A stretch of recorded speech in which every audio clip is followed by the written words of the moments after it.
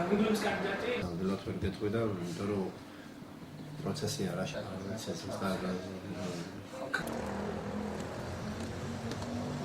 ჯობათ. განგებლობის კანდიდატის მიცვალე მაჟორიტარებში მოტივი არ არის. ჩვენ მიერ დღეს წარმოდგენილი იქნა პარტიული სიის ნომერაცია და კანდიდატები. პარტიული სიით წარმოდგენილი იქნა მაჟორიტარულ ოლქში კანდიდატები, წარმოდგენილი იქნა განგებლობის კანდიდატი ერთიანი ნაციონალური მოძრაობიდან.